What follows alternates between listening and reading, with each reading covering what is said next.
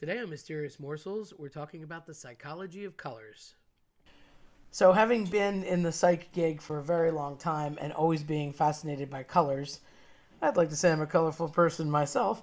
I just find it fascinating, all these little tidbits, hence the term eclectic for the eclectic collection. And, maybe you'll like them as much as I do. So, I've always liked red, and of course, I aggregate toward that, and I would want to talk about him first. But there's a lot to be said for colors. There's just certain things that are kind of tells, if you will, about a person's interests, traits, personalities, and even the friends they keep, their intellect. Certainly, it's not an exact science, but it's definitely a place to start and something that could be looked at for fun or for interest sake. So, again, red being my favorite color, I thought I would just start with that. The people who like red are supposedly passionate, impatient, and OMI, so that works out 100% for me. Energetic, into plans of action, they're ambitious.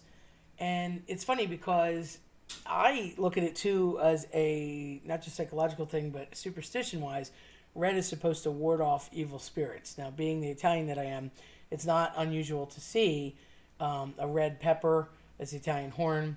I personally have a gold one, but sometimes they'll have Italians will have a red door, or they'll have some element of red in their outfit.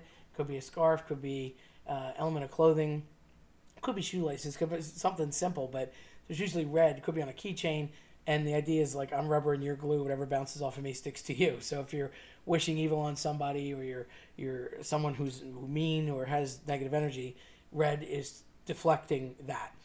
The other thing too is like if you think sports cars and red lights, stoplights, they say that your heart beats twice as fast when you see red, and that's why you hit your brakes. Or if you see red and blue behind you with the police or emergency vehicles with red or fire trucks, it's no accident because it will get you to get out of the way, and you create a physical response, usually from a place of adrenaline, more rapidly than others. It's also no accident that in the insurance industry, red sports vehicles specifically are not only the most pulled over, but they're also the highest in terms of rates. So do what you want with that, but I find it interesting. I am high octane type A, love red, commit to red. I am a red person all the way around it when it comes to loving that color. People who like blue. Now, this is a really broad one because blue is a color of tranquility, trust, loyalty, responsibility, and they can also be reserved, quiet people. It is said that psychologically everyone likes some form of blue, which, if you think about it, it makes sense because hello, sky, ocean, earth, etc. So you're surrounded by this color all the time, and it's almost like a blanket, if you will, because you can't really get away from blue. And it's not a harsh color, it's not an in-your-face color, and it's not an abrupt color. So people who like blue and just being near different hues of blue are extremely chill, if you will. People who like white, they're generally said to be innocent. It's also a symbol of purity and wholeness or oneness. And often they're in service. So, again, if you think about it from a vehicular standpoint, all of your service vehicles, generally speaking, your ambulances, obviously, police cars are generally black and white. You have fire chiefs and stuff in white. And a lot of times, anybody in service is in white because it's a oneness, a wholeness, a healing, a giving kind of a color. I joke about Star Wars, where the Empire's all dark and cold and hidden, and where the Empire is, white and open and light, if you will, is absorbed by that. So it's a different vibe. You could look at it anywhere, yin yang, however. But so anything that goes along those colors, generally, white is considered like the brightness or the pure, if you will. On the opposite side, people who like black, it's authoritarian. So again, with the police officers in uniforms, you wear black to a funeral, generally speaking. You have the idea of a barrier in a good way, like a shield. And what they're saying is that black protects.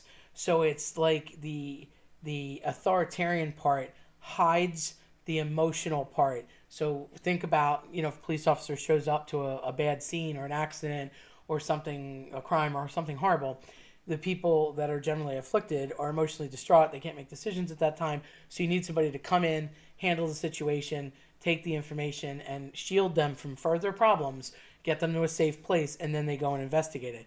And that's exactly what the idea of black is supposed to shield or hide the negative and the bad, and yet behind it there's like a whole sea of emotions. So it's considered a protective color, and specifically to protect emotions, and it's meant to be a hiding tool, almost like a cloaking device in a good way.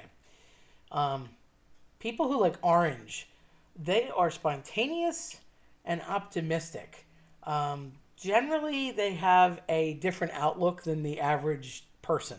They'll come to a table or an ideology sesh with different thoughts than other people. They look at things in a different way. They might come up with a different solution.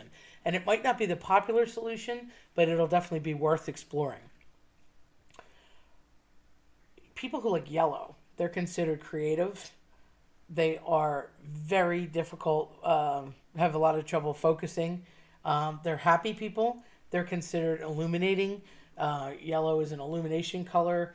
Once it was put to me by a psychology professor, if you think about being on a bridge, driving a car in like a high speed situation, the person that's driving the yellow car is looking forward and is totally fixated on the long game and the end goal. But meanwhile, there's crazy traffic like whizzing by on the left and right sides, and they almost can't see what's going on around them. So it's like you can't see the forest through the trees situation. They're sort of the opposite. You know, they see the forest and miss the tree that hit them. The individuals who like green, they're considered to be peacemakers. It's a relaxing color. They're a nurturing force. And again, that kind of goes along with the whole idea of forests, earth, there's so much greenery. And it is a life-giving thing if you think about oxygen and whatnot being provided from the plants. So it's an integral color. It is a respectful color. It is also a relaxing, life-giving, nurturing color because it is all around you. And they're sort of the division of people. So being peacemakers, being able to sort out a situation, see both sides. People that are good with that generally like green. The people who like purple, they're considered the spiritual people. They have a high imagination. They have a very vivid imagination, and sometimes it can actually run away with them. More intense on the spectrum than violet. They're even more involved and more connected. Some might even call them innocence, and I don't mean that in the sense of being innocent, but an innocent in the sense that they could connect on different wavelengths with people. They may see auras or be spiritually connected to Mother Nature, to supernatural things, the universe in a different way than others can see, go about their daily business. They might see things or hear things or experience things in a more intense level in a different way than normal people, or different people, I should say, have a way to connect to them. And it's not to say that they're not normal, it's just that they have this extra, almost sixth sense about them that the average person doesn't possess. People who like pink are unconditional lovers, affectionate, and generally very caring. Pink is often used, certainly, with a lot of charities, and it's associated as a loving color, as a warm fuzzy, if you will, typically a Mother's Day color. So it's something that if you're going to give your mom a gift, it wouldn't be weird to use pink in some way, shape, or form. And it's a very nurturing and affectionate hue that has a broad reach there. And nobody really touches pink on a negative at all. The individuals who like brown, they're the stable, serious people. It's literally an earth tone, and they're the people that can solve, see, and deal with being the rocks, if you will, like being the stability of the foundation of the issue, the problem, the getting through whatever difficulties, or on the positive side, just being the solid foundation to build up whatever it is that you're trying to promote or work or scholastically, and just go forward because they're solid and they're meant to be builders and movers to go forward. The individuals who like gray, they kind of get a bad rap. They're considered detached people. They're almost too neutral. They're considered impartial. And they can be very indecisive. So if you're into gray, it could be that you're a little wishy-washy.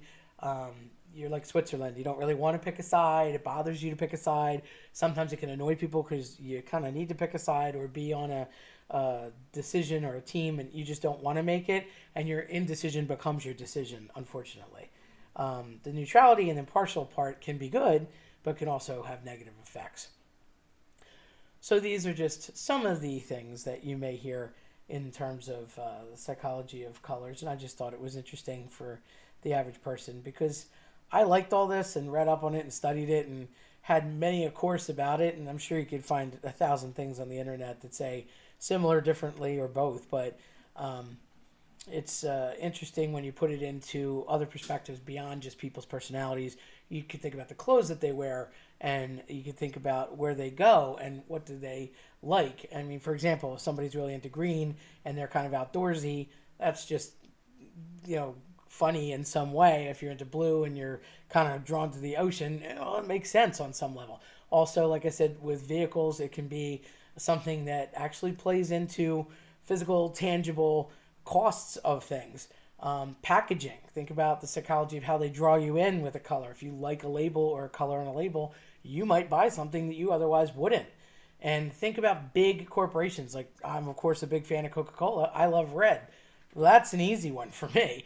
But think about all the different shades of blue that Disney uses, and it lures you in. And Disney's considered the happiest place on earth, the most magical place on earth. And it's because you have this inviting warmth about it. A lot of pinks, a lot of blues, a lot of yellows, a lot of creative stuff. And when they don't want you near something, they call it go away green.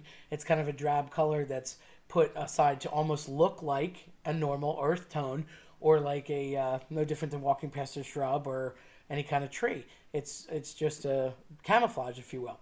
So a lot of big corporations spend a lot of time, money, effort, and energy to try and get labels and packaging and whatnot to get you to buy it and entice you to do it. There's a whole realm of psychology, industrial organizational psychology, where people do that just to see like where the most natural purchase point is, or viewpoint is, or focal point on a package, or where you would put things and what you should use to color them.